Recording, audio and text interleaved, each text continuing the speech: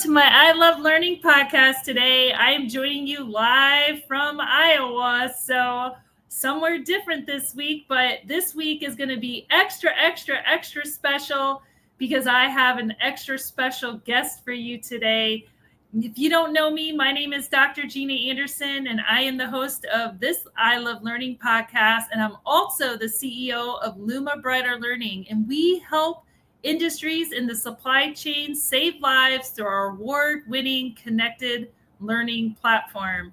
To find out more about Luma Brighter Learning, you can go to lumabrighterlearning.com. And I would love if you subscribe to our YouTube channel by clicking subscribe when you get there in the comments. So thank you so much for joining us. Let us know where you're tuning in from around the world in the chat. And today I am going to welcome Emily Green. Oh my gosh, I could talk about Emily all day. Her business, Love Means Business, I'm going to have her tell you all about it. But she is a podcaster. She's a thought leader. She's an entrepreneur. I met her. Goodness, she was speaking, and she's an amazing speaker. She's a TedX speaker. She's a keynote speaker. She's a communicator and a connector and a community builder. And I could go on and on about Emily, but the one thing that Emily brings is love. And so this is why I'm having her on my I Love Learning podcast. Yay. Emily, thank you so much for joining me today. Why don't you introduce yourself and tell everyone what you're passionate about? Well, thank you for having me on. I feel like this has been a long time coming, and yes, we were just supposed to be talking to each other in some capacity. But you already hyped me up so much. Can you just follow me around and do this at all my meetings? Because this is absolutely great. Awesome. Absolutely. So, as you said, my name's Emily Green, and I've founded a couple businesses. My first one was Grace Communications, and I created that because I wanted to combine two of my loves, which are philanthropy, so giving back. You know, we have that in common as well, and marketing. And I always got in trouble in corporate because I was in corporate marketing for quite some time before, but I would get in trouble. I don't know if you ever had that when you worked for other people. They're like, Emily, you cannot do both. You either have to be a marketing director or a philanthropist. Stop doing all these things. And I remember thinking like, but I want to do both. I feel called to do both. And I'm like, but the events where we get back, we get the best press, we get the most sales. So I was like, that was kind of my first idea, or the seed was planted for my first business through those interactions and realizing I did not fit the mold and there's nothing wrong with it. I learned so much in those different roles, but I knew I needed to do my own thing. So I did. I broke out, started my first business. I grew Grace Communications into 10 different states. And then I actually sold it last year to an international buyer. And the reason I sold, the big reason was I felt a calling to really move into this next phase, which was to focus more on thought leadership, to focus on speaking, being on stage, and to really lean into teaching and sharing all of my expertise, all the things that I love with other people. And I knew that I just couldn't quite do both to the capacity that I wanted. So Love Means Business is my new brand. And it really is a reflection of a couple different things. But the three main things that I focus on are to keep loving, keep learning, which is all you, right?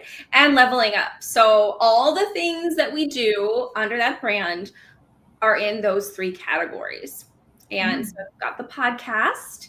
And on that, I feature different leaders who have inspiring stories of love, all sides of it, the beautiful, ugly, dark, all of it, what they've learned from it, and how that's fueled them professionally. And then I've got my community, my speaker support and referral community, where people from all over the country are part of it. And I share different opportunities for speaking, for media and podcasts daily. And they can connect, and we have events, and it's awesome. And then I also do my thought leadership program where I help people. I really teach them how to launch new things using all of the different skills and things that I use for my clients through my agency. But that's a little bit about me.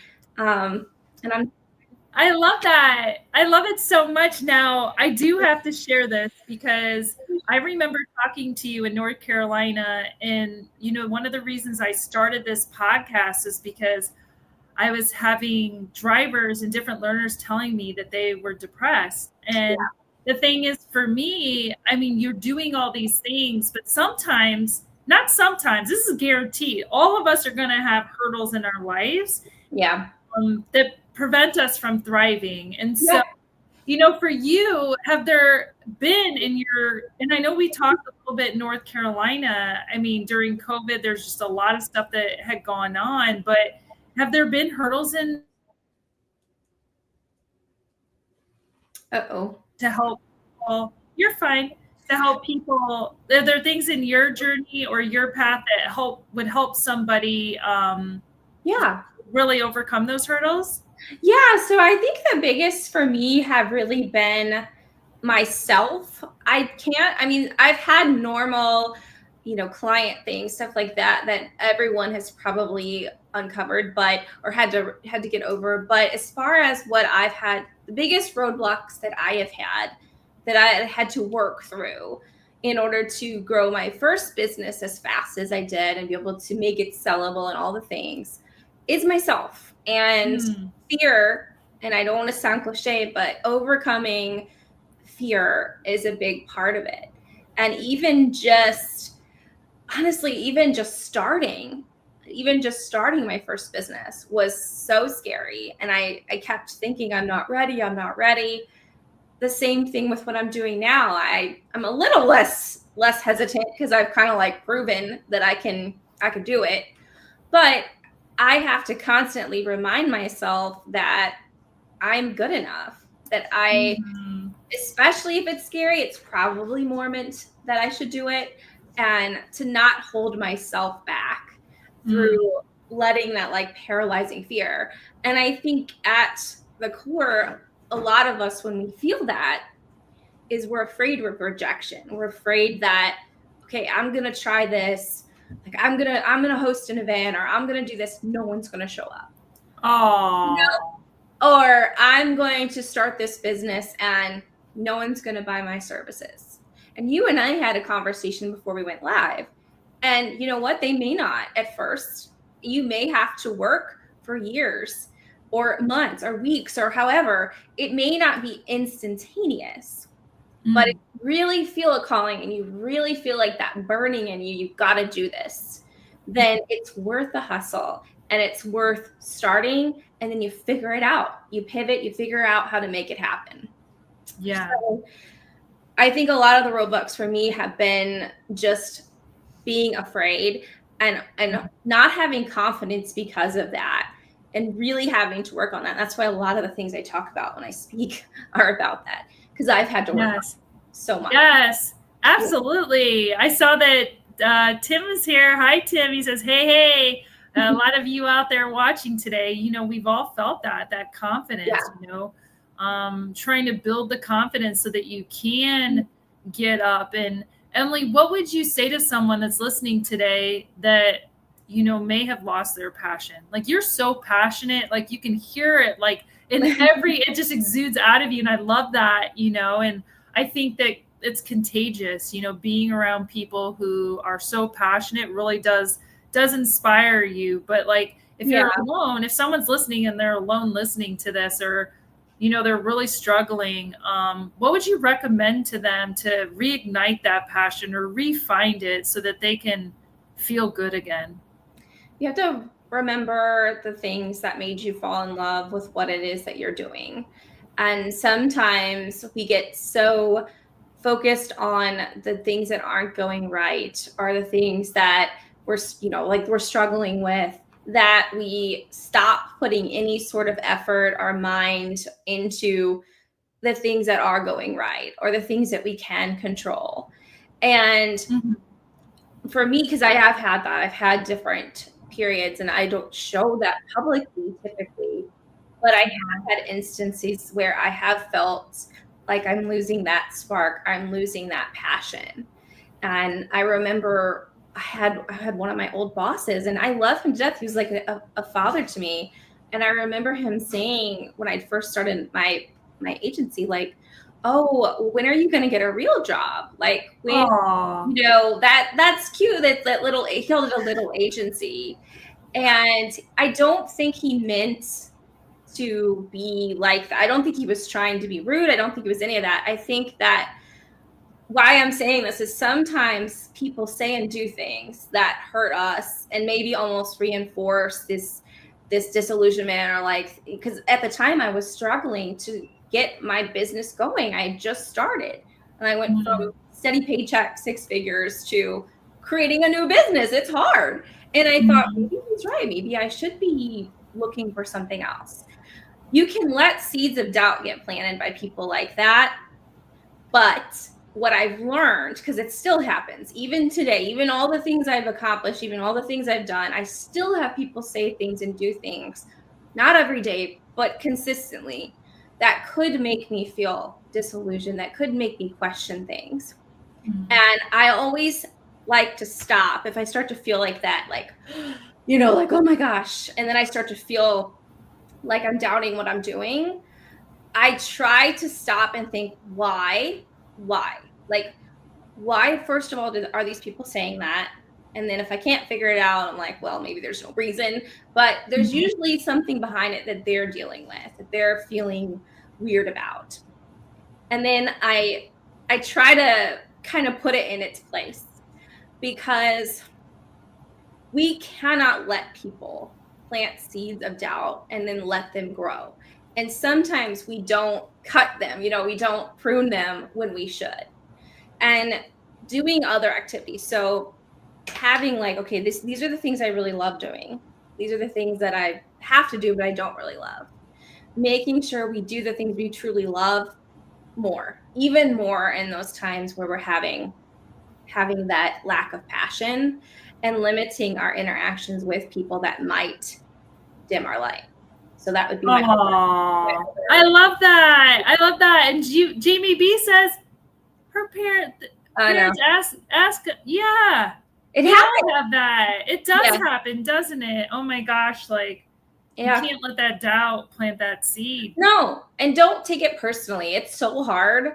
But it's funny because that same person that said that to me when I first started, when I did start to get really successful and he saw that I sold my business, he was one of the first to congratulate me. And he did not call it a little baby agency anymore, or ask if I was going to have another job. He truly congratulated me. So just like you said, it's kind of like those aha moments. You're like, okay, all right. All right. That's right. That's right. I started a theme for my podcast this year about winning. It's funny, like we just won the Inc. 5000 for the third time. But for me, like when I think about winning, that's not what it is, And so I always ask my guests, like, what does winning mean to you? And like, because I think about that question a lot. Yeah, I think for me, I've always just wanted to make an impact. I love, setting goals and achieving them. But when I feel like I'm making a greater impact, when I, run into someone or I talk to someone and they're like, I saw this post, or I saw this, or you helped me with this. And then they tell me how that like has impacted their life in a positive way beyond that interaction. That's where I'm like, wow, I'm winning. Like I've won. But I think that's one way for me. The other is growth, like growing things. I love taking an idea, and I know you're this way too. I could tell just when I first met you. If I can take an idea and cultivate it and grow it into an actual business or an actual revenue producing thing, that's winning to me. I love that. And it's like, yeah, I could do that. You're a creator.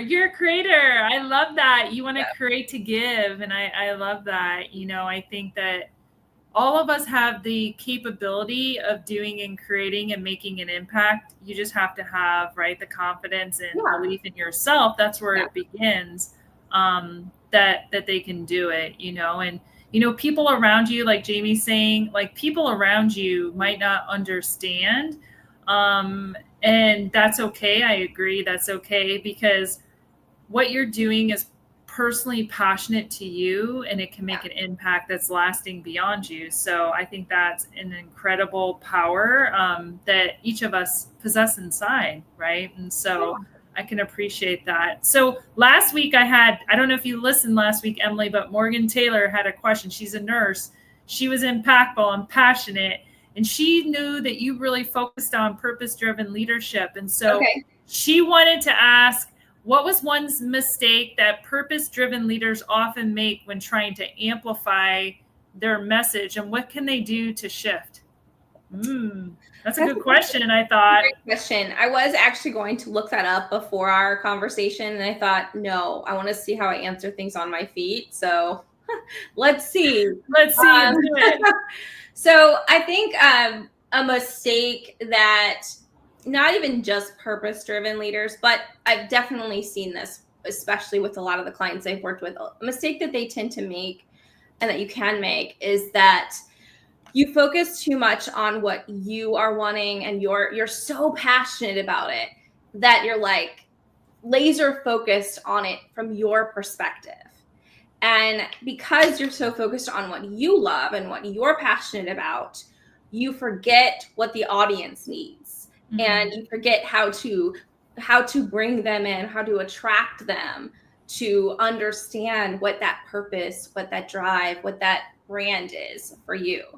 And that's the curse that I have seen with a lot of purpose-driven leaders, and they need to be reminded that you have to kind of get out of your bubble of passion and look at it from another person, because no one is going to be as passionate as you are about your business or your idea. It's just a fact. They won't. So you have to be able to bring them in to get even a fraction of that. Yeah, that's powerful. I can relate to that for sure. Because I know, right? And so it's really important. It's always about the value that you give. You started the conversation about giving. And in fact, if you're feeling lonely, if you're feeling down, giving actually releases neurotransmitters that actually make you feel better. So, giving is it is one of the best things that you can do, even if it's the gift of opening the door for someone and making eye contact. They don't have to be big and powerful. Simple and meaningful make some of the biggest impacts that you'll ever have. And I think that's important. Next week, I have a really amazing guest. Her name is Stephanie Boyetti. I'm going to have her help me pronounce her French last name, but she's a truck driver. She works for Red Classic Transportation. And the reason I started my podcast is because of the transportation industry. So what should we ask her? She was actually at the North Carolina She Heard You Speak. So you might have even met her there. I would remember that name, I feel like, because that is such a cool name. Yes. I don't think we met, but maybe. I don't know. Yeah, you might have. She sounds awesome. I'm supposed to give her a question, right? Yeah. What should we ask her next week? Okay. Well, this is a question I like to ask people. So I don't know if she'll like it or not, but what does love means business? What does that mean to her? Oh, I love that. Stephanie, next week you get to answer that. So we'll see. Love, if you're listening, what does love means business to you? Oh, that's a great question. What does it mean to you, Emily? Oh gosh, do we have time to unpack everything it means? The love is the foundation for everything. And there's two parts to me. I've got my love and relationship side. I've got my business side, but I really feel like, love impacts your business side. It impacts everything. And so if you're not good with that, then you can't really be good with anything. So there's a lot of meaning with that. And then everything I do, I want to help people do what they love a little better. So that's the other part of it. Awesome. If somebody wants to connect with you, Emily, to love a little better, where can they find you and where can they learn more about you? Well, they can always email me at emily@lovemeansbusiness.com. You can find me on LinkedIn at Emily Green, also on Instagram and Facebook. If you look up Love Means Business, that's my business pages, or Emily Green. And my website, emily-green.com. Awesome. Leave us today with some lasting words of advice to send us off into the rest of the week. I'm gonna do my message that I always do for my podcast. And I'm going to say, keep loving, keep learning, and leveling up. So I want to infuse that in everything that you do. Oh, I love that. Well, with that, we will let you go and have a beautiful week, everyone. Thanks for watching. We'll see you next week. Bye.